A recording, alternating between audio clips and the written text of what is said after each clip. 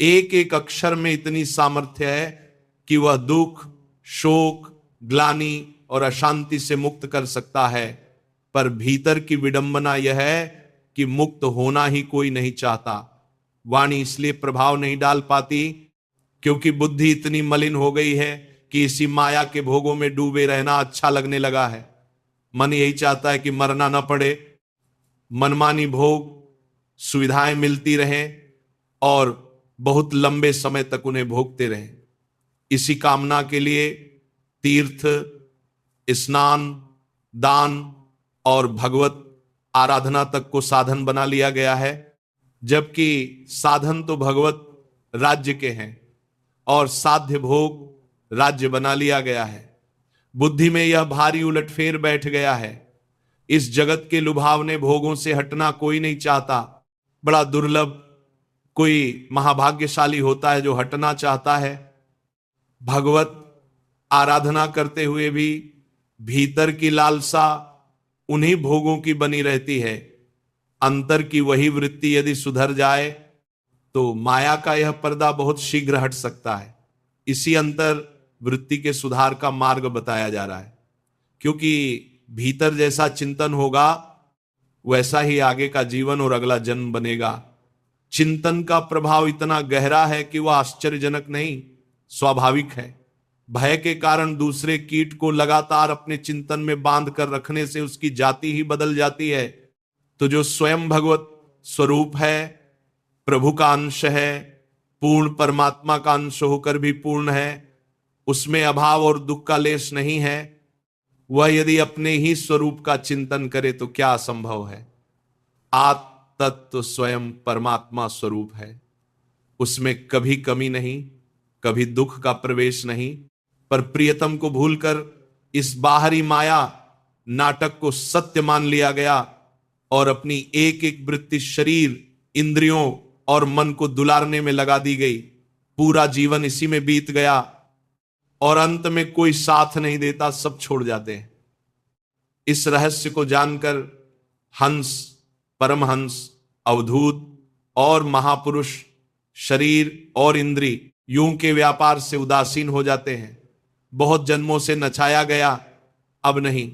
अब स्पष्ट कहा जा रहा है कि दुखों से छूटने का उपाय निरंतर अनुस्मृति है, निरंतर भजन है। सुबह, दोपहर, शाम, सोते जागते, उठते बैठते, चलते फिरते, पवित्र अपवित्र, हर दशा में स्मरण का आदेश है। यदि इस जन्म में परम धन का संचय नहीं किया तो बड़ा धोखा हो जाएगा। अब धोखा मत खाइए। जितना समय व्यर्थ की वार्ता, व्यर्थ के मनोरंजन और प्रपंच में चला जाता है, उतना ही समय नाम को दे दीजिए, जीवन सार्थक हो जाएगा। संपूर्ण समय दे दिया जाए तो जगत को पावन करने की सामर्थ्य आ जाती है।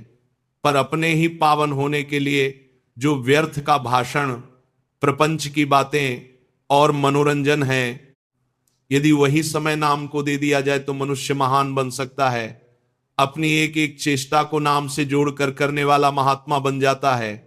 घर में रहते हुए, गृहस्थी निभाते हुए भी भगवत साक्षात्कार के योग्य बन सकता है। जीवन का यही वास्तविक लाभ है। भले अभी दिखाई न दे, गिरते पड़ते, घसीटते हुए भी किसी तरह प्रियतम के समीप पहुंच जाना ही लाभ है। आगे आने वाला समय और भी कठिन होने वाला है, जब शास्त्र आज्ञा का पालन करने वाले विरले ही रहेंगे।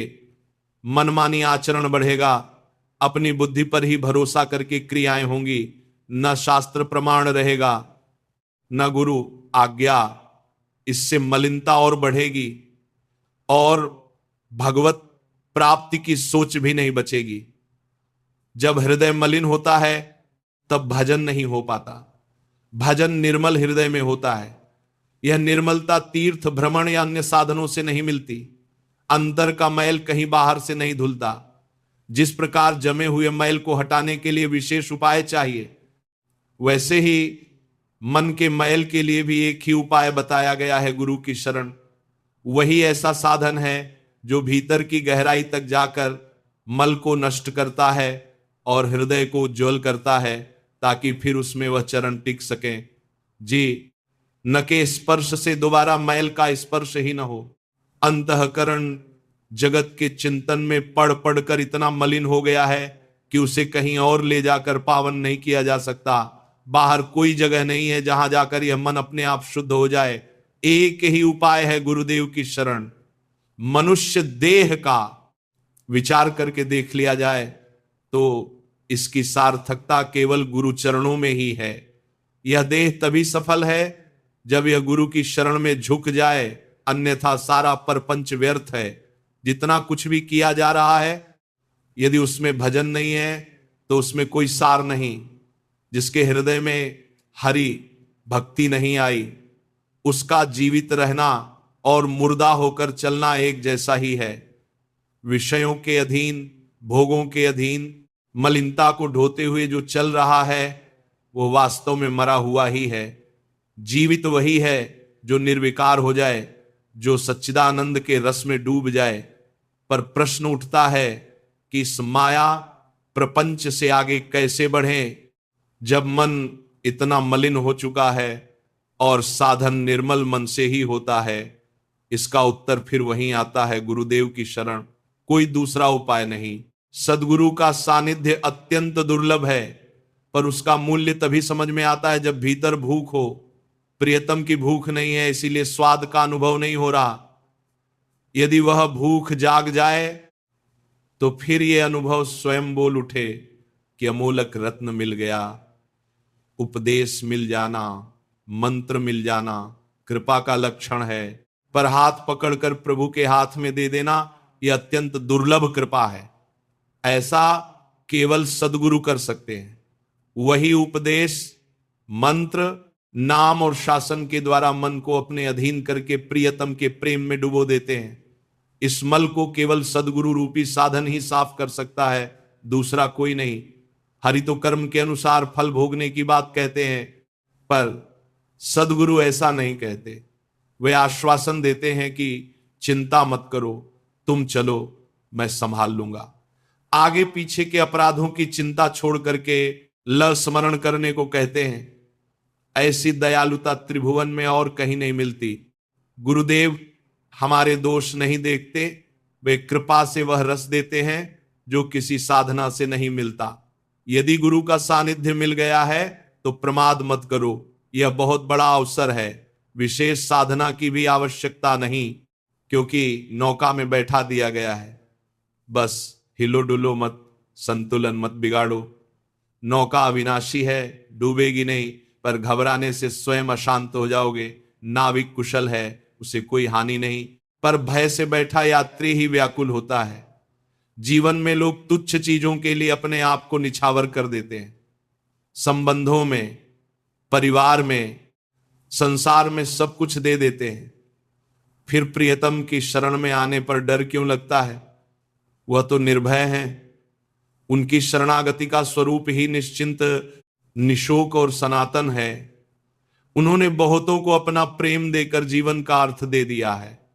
जैसे संसार में पाणी ग्रहण स्वीकार करके जीवन भर निभाया जाता है, वैसे ही एक बार उनका हाथ स्वीकार कर लिया जाए तो विश्राम यही है।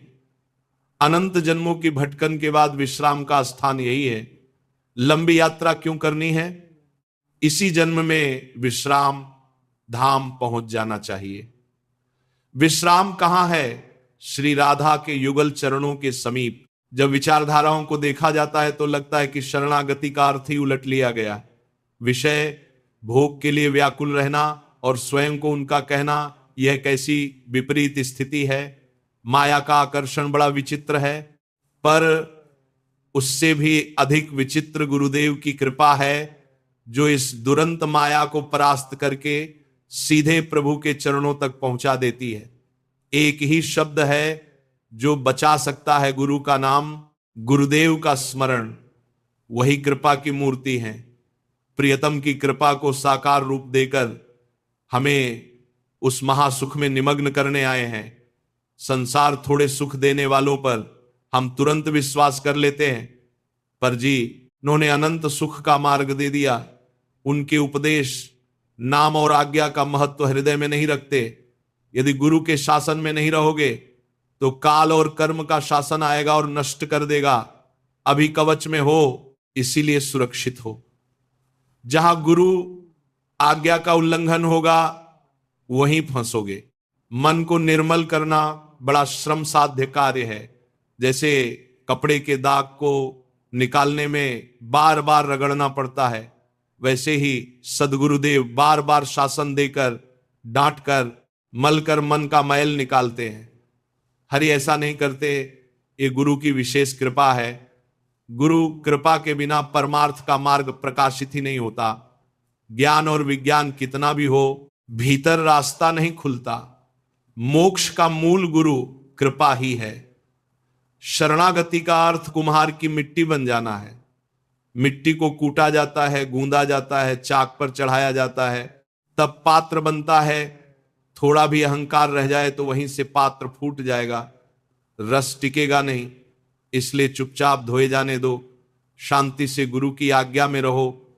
गुरु के वचनों पर प्रश्न चिन्ह खड़ा करने वाले के जीवन में प्रश्न ही प्रश्न रह जाते हैं, समाधान नहीं। अहंकार, देह भाव और भोग भाव के रंग उतरे, तभी प्रियतम की होली का रंग चढ़ेगा। गुरुदेव मन को निर्मल करते हैं, तभी वे चरण उसमें टिकते हैं जिनके स्पर्श से फिर मैल नहीं लगता। प्रभु को निर्मल मन चाहिए, छल कपट नहीं। पर गुरुदेव तो कपटी और दोषयुक्त को भी गले लगाकर प्रभु के योग्य बना देते हैं। इसी कारण गुरु गोविंद से भी बढ़कर प्रतीत होते हैं, क्योंकि उन्होंने मिलन करा दिया। मन के मैल को छुड़ाने में पिटाई होती है वचनों की, शासन की। यही प्रेम है। इसी मार्ग से चलकर हृदय निर्मल होता है और फिर वही रस, वही माधुरी, वही आनंद भीतर प्रकट होने लगता है। जब मन निर्मल हो जाता है तब उसके भीतर स्वयं प्रभु का वास हो जाता है और फिर किसी बाहरी कर्म या अकर्म सा ये उस स्थिति में कोई अंतर नहीं पड़ता। भीतर यदि प्रियतम विराजमान है तो विषयों को ग्रहण करने या छोड़ने से कोई मल नहीं लगता, क्योंकि अब चश्मा ही बदल गया है। पर जब दृष्टि मलिन होती है तब जहां भी देखते हैं मल ही दिखाई देता है। रस का पात्र तभी टिकता है जब पात्र स्वर्ण जैसा शुद्ध हो जाए। वृंदावन का प्रेम रस किसी साधारण पात्र में नहीं ठहरता। गुरु अपने शिष्य को धीरे धीरे वही स्वर्ण पात्र बना देते हैं। संसार की नाना प्रकार की तप्त हवाएं, काम, क्रोध, द्वेष, राग जब चलती हैं, तब गुरु वचन में रहने वाला शिष्य उन्हें सहन करता है, आनंद पूर्वक सहन करता है, क्योंकि उसे भीतर से पता है कि यह तपन व्यर्थ नहीं है। जैसे किसान ठंड में कांपते हुए भी फसल को पानी देता है, क्योंकि उसे विश्वास है कि आगे अन्न मिलेगा और परिवार का जीवन चलेगा। वैसे ही साधक इन कष्टों को सह लेता है, क्योंकि उसे ज्ञात है कि इसका फल अनंत काल तक प्रियतम के सानिध्य में निवास है। मन बहाने बनाता है कि सहन नहीं होता, बहुत कष्ट होता है, पर जब जीवन में कठोर परिस्थितियां आती हैं तब वही मन सह लेता है। यदि दंड भोगना पड़े तो नियमों के अधीन रहना ही पड़ता है। इसी प्रकार यह समझ लिया जाए कि अनंत जन्मों के अपराधों से मुक्त होने का अवसर मिला है। इस जन्म को श्याम को अर्पित कर दिया गया है। अब चाहे मन जितना उलझे, उसे भोगों में फांसने नहीं दिया जाएगा। सहन करते करते भीतर भक्ति की बाढ़ आने लगती है। विरोध और प्रतिकूलता को चुपचाप सह लिया, कुछ कहा नहीं, भीतर शांत रहे, बाहर शांत, भीतर जलन समाप्त। प्रभु देखते हैं कि यह मेरे लिए सह रहा है, तब इनाम मिलने लगता है। रूप माधुरी का ध्यान भीतर उतरने लगता है। हृदय में ऐसी भक्ति उमड़ती है कि अनंत जन्मों की जलन मिट जाती है। आनंद ही आनंद रह जाता है। यशगान स्वतः बहने लगता है और प्रियतम का सानिध्य भीतर सजीव हो उठता है। इस मार्ग में चूक मत करना। बार बार स्मरण ही आधार है। स्मरण से ही वृत्ति सुधरती है, स्मरण से ही अहंकार गलता है, स्मरण से ही सहन की शक्ति आती है। जिन्होंने सहा उन्होंने पाया, जिन्होंने अपने मन को प्रियतम को समर्पित किया वही वास्तव में समर्पित कहलाए। अधिकांश लोग मन को, भोगों को, अनुकूलता को, सम्मान को समर्पित करते हैं, पर प्रियतम को नहीं। इसी से वृत्ति धोखा देती है। सावधान हो जाना आवश्यक है। देह, संबंध और विषयों की ओर जो झुकाव है वही मन को चकोर की तरह भ्रमित करता है। पर जब सहना आरंभ होता है तब भीतर का चंद्रमा प्रकट होने लगता है। वृंदावन का चंद्र तभी दिखता है जब दृष्टि बदलती है। जब प्रतिकूलता सह ली जाती है तब प्रभु के रस का स्पर्श होता है। यही वह क्षण है जहां भीतर प्रवेश होता है। मन अब तर्क नहीं करता, शिकायत नहीं करता। जो जैसा प्रियतम करते हैं वही मधुर लगने लगता है। भीतर रूप माधुरी का ध्यान जम जाता है और गोविंदा का गान स्वयं होने लगता है। तब समझ में आता है कि यह मार्ग कष्ट का नहीं, आनंद का है। आरंभ में जो तपन थी वही अंत में शीतलता बन जाती है। यही गुरु कृपा का फल है, यही शरणागति की पूर्णता है और यही उस स्मरण का परिणाम है जिसे बार बार करने का आग्रह है, ताकि जीवन इसी आनंद में स्थिर हो जाए और फिर कभी भूल न हो। बार बार स्मरण करने का यही आग्रह है, क्योंकि यही स्मरण धीरे धीरे जीवन की दिशा बदल देता है। आरंभ में यह स्मरण प्रयास से होता है, अभ्यास से होता है, पर जब भीतर का मैल धुलने लगता है तब यही स्मरण सहज हो जाता है। फिर स्मरण करना नहीं पड़ता, स्मरण स्वयं होने लगता है। चलते फिरते, बोलते, चालते, सहते सहते हर श्वास के साथ वही भाव बहने लगता है। तब मन को रोकना नहीं पड़ता, क्योंकि मन स्वयं वही टिक जाता है जहां उसे विश्राम मिल गया है। इतने जन्मों की थकान के बाद जब यह विश्राम मिलता है तब भोगों का आकर्षण अपने आप फीका पड़ जाता है। जो पहले बड़ा आवश्यक लगता था वही अब बोझ जैसा प्रतीत होने लगता है, और जो पहले कठिन लगता था वही अब सरल और मधुर हो जाता है। यही वो स्थिति है जहां साधक को समझ में आता है कि गुरु का शासन बंधन नहीं था, वह तो रक्षा कवच था। जिन वचनों से कभी चोट लगी थी वही वचन अब अमृत बनकर हृदय में उतरते हैं। जिन सहनों से कभी पीड़ा हुई थी वही सहन अब आभूषण बन जाते हैं। तब भीतर कोई शिकायत नहीं रहती, कोई प्रश्न नहीं रहता, सब कुछ स्वीकार में बदल जाता है। स्वीकार में ही शांति है, स्वीकार में ही आनंद है। यह स्वीकार तब आता है जब मन पूरी तरह गुरु के हाथ में सौंप दिया जाता है। जैसे कुम्हार की मिट्टी चुपचाप अपने आकार को छोड़ देती है। अंत में फिर वही बात हृदय में गूंजती है कि यदि स्मरण छूट गया तो सब छूट जाएगा। इसीलिए बार बार स्मरण, निरंतर स्मरण, अनवरत स्मरण, यही जीवन की सांस बन जाए, यही चलना फिरना बन जाए, यही सहना जीना बन जाए। तब दुख, शोक और अशांति अपने आप पीछे छूट जाते हैं और जीवन उस आनंद मार्ग में स्थिर हो जाता है जहां आगे कोई भय नहीं, कोई भटकाव नहीं, केवल प्रियतम का सानिध्य और अविरल शांति ही शेष रहती है। आपको क्या सच में लगता है कि यहां कोई आपका साथ देने वाला है, कोई टिककर खड़ा रहने वाला है, कोई जो अंत तक आपके साथ चलेगा? अगर ऐसा लगता है तो ये बहुत बड़ा भ्रम है, बहुत गहरा धोखा है जो मन अपने आप को दे रहा है।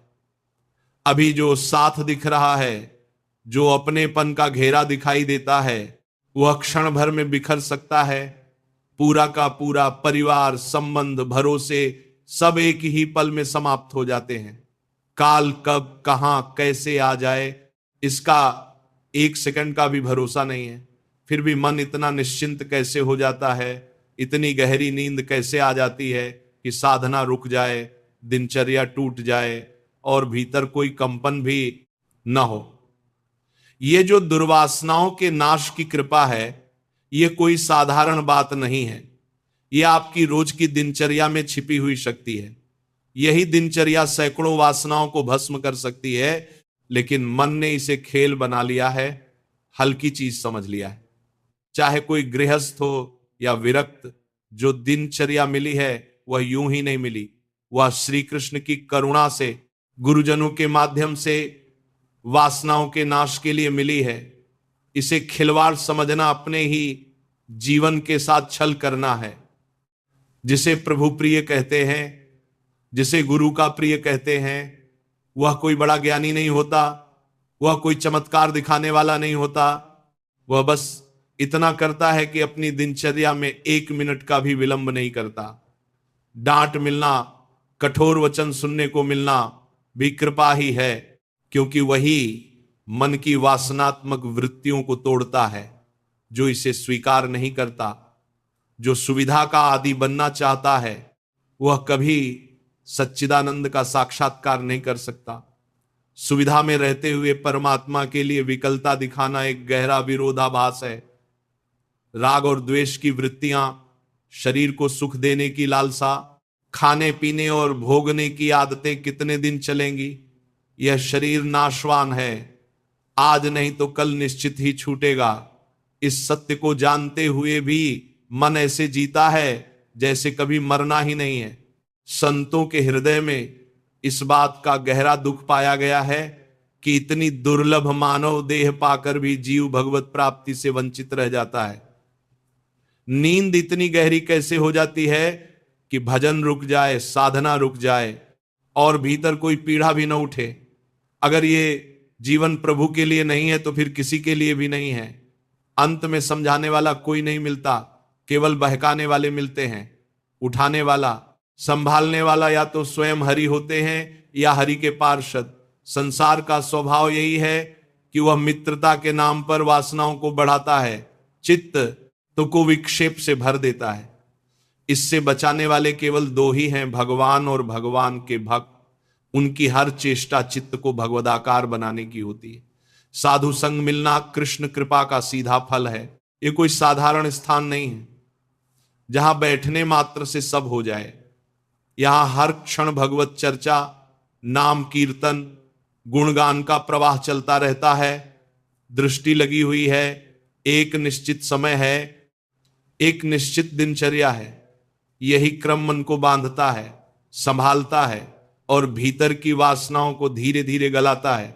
जब आज्ञा पर ध्यान नहीं दिया जाता तब माया स्वयं ध्यान रख लेती है, और उसका ध्यान रखना मतलब भीतर ही भीतर जलना, जैसे अंगार पर बैठा दिया गया हो। वासनाएं तब जलाती हैं, लेकिन मन को पता भी नहीं चलता। जब जीवनी शक्ति प्रभु की ओर लगती है तो हरि और गुरु दोनों प्रसन्न होते हैं, शीतलता मिलती है। लेकिन जब वही शक्ति अपनेपन, सुविधा और भोग में नष्ट होती है तो भीतर जलन ही जलन रह जाती है। आज का अभ्यास ही कल का काल बनता है, गलत अभ्यास प्रमाद बनता है और प्रमाद ही मृत्यु है। जो अप्रमादी है, जो सावधान है, वही भगवत तत्व को प्राप्त करता है और निर्विकार आनंद में डूबता है। रास्ते पर चलते हुए लड़खड़ाना अलग बात है, लेकिन रास्ते से ही हट जाना बहुत बड़ा खतरा है। इच्छाओं का मर्दन नहीं हुआ, गुरु और शास्त्र की आज्ञा पर चलना नहीं आया तो आगे का जीवन संकटों से भर जाएगा, विकार रौंद डालेंगे। इसीलिए भीतर इतनी शक्ति चाहिए कि जब आक्रमण हो तब उससे लड़ने की युक्ति हो। यह युक्ति गुरु की सजीव उपस्थिति में संतों के संग से सीखी जाती है। शरीर के सुख को ही सुख मानने की दृष्टि ने कितने जन्म बिगाड़ दिए हैं। इस जन्म में कम से कम एक निश्चित समय, एक सीमित आहार, एक ठोस दिनचर्या को स्वीकार करना ही अपने हित की सबसे बड़ी शुरुआत है। यह समझ लेना बहुत जरूरी है कि जो दिनचर्या दी गई है वही आपका सबसे बड़ा हित है। मन जिस तरह चाहे वैसे सोना, वैसे उठना, कभी दोपहर को खाना, कभी शाम को, कभी रात भर जागना, कभी दिन भर सोते रहना, यह साधना नहीं है, यह जीवन का अपव्यय है। कभी किसी सेवा में समय लग जाए, कोई अपवाद हो जाए, वो अलग बात है, लेकिन उसे नियम बना लेना, अपने ही हाथों से अपने पतन की नींव रखना है। पक्का मान लीजिए, जो दिनचर्या दी गई है उसका पालन करना ही आपके लिए सबसे बड़ा उपकार है। सत्संग तभी लाभ देगा जब आज्ञा पर चला जाएगा। वचन तभी फल देगा जब जीवन में उतरेगा। बड़े बड़े सिद्ध महापुरुषों ने एक एक मिनट की दिनचर्या को जीवन भर नहीं तोड़ा। 12 वर्ष एक दिनचर्या को पकड़ लीजिए, तब देखिए भीतर का स्वभाव कैसे बदलता है। यहां 20-25 वर्ष बीत जाते हैं और दिव्यता नहीं आती, क्योंकि जीवन खो दिया जाता है। यह बात बार बार कही जाती है कि गुरु प्रदत्त दिनचर्या भगवान का स्वरूप है। वही ब्रह्म बोध कराएगी, वही भगवत प्रेम कराएगी। वासनाएं इतनी सूक्ष्म और बलवान होती हैं कि पता ही नहीं चलता कि हम निर्वासनिक हुए या और अधिक वासना युक्त हो गए। महान तपस्वी भी इस प्रश्न से जूझते हैं कि इतनी साधना के बाद भी वासना क्यों रह जाती है। प्रारब्ध भोग सामग्री सामने ला सकता है, लेकिन उसमें लिप्त होना या न होना विवेक पर निर्भर है। अविवेक में पड़ गए तो प्रारब्ध भोगते भोगते पशुता आ जाएगी, दैवी संपत्ति नहीं आएगी। यह कहना कि मनमानी आचरण प्रारब्ध है, अपने अज्ञान को ढकने का बहाना है। भगवान ने इतना दुलार करके यह मानव देह दी है और फिर पूछा जाता है कि भगवान कहाँ है। सबसे बड़ा पछतावा यही है कि जीवन निकल जाए और भगवत साक्षात्कार न हो। सबसे बड़ा डर यह होना चाहिए कि प्रभु का नाम छूट न जाए। जो इस बात को समझ गया वही जीत गया। सबसे बड़ी विपत्ति यही है कि प्रभु को भूल जाए। जीवन का सबसे भयानक क्षण वह होगा जब देह छूट रही होगी और भीतर यह टीस उठेगी कि प्रभु से आंख नहीं मिला पाए। यह दुर्लभ देह देवताओं से भी श्रेष्ठ है, लेकिन इसे भगवत विमुख जीवन में गंवा दिया जाता है। आयु हर दिन घट रही है। लोग जन्मदिन मनाते हैं और समझते नहीं कि एक वर्ष मिट्टी में मिल रहा है। न नाम जप, न कीर्तन, न चिंतन, और एक वर्ष यूं ही चला गया। तब रोना चाहिए, प्रार्थना करनी चाहिए कि अगला वर्ष प्रभु के दर्शन योग्य हो जाए, चिंतन योग्य हो जाए। लेकिन मन को कोई चिंता नहीं, जैसे सब कुछ स्थिर है। जहां नाम जप नहीं है, जहां भगवत समर्पण नहीं है, जहां आज्ञा पालन नहीं है, वहां जीवन के साथ स्वयं खिलवाड़ किया जा रहा है। सुख साधन बहुत बड़ा सांप है। सुख और सुविधा में रहकर भजन करने की कल्पना ही भ्रम है। दुख और असुविधा ही भगवत प्राप्ति के मार्ग पर ऊपर उठाती है। सुख का भोगी कभी भजनानंदी नहीं हो सकता।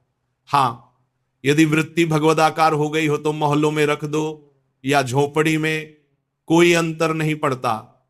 लेकिन जब तक वह स्थिति नहीं आई है, तब तक जीवन को एक सीमा में बांधना ही पड़ेगा। आहार सीमित, शयन सीमित, दिनचर्या स्पष्ट। शास्त्रों में जिस भूमिशयन, अल्पाहार, वल्कल वसन का वर्णन है, वह केवल कथा नहीं है, वह जीवन का विज्ञान है। कितने साधक हैं जिनके कमरे में एक चटाई के सिवा कुछ नहीं। आहार वही जो प्रभु की कृपा से मिल जाए। न याचना न संकेत, जो आ गया उसी से निर्वाह। माया के झांसे में मत पड़ो कि अभी सुख कर लो, बाद में भजन कर लेंगे। आज जो आज्ञा है उसी पर चलना है। अगर वैसी उच्च स्थिति नहीं है तो भी इतना तो कर ही सकते हो कि जितने से शरीर चले उतने में संतोष रखो। सुख साधन अगर हरि से विमुख कर दे तो वह जलाएगा, चिंता शोक भय देगा।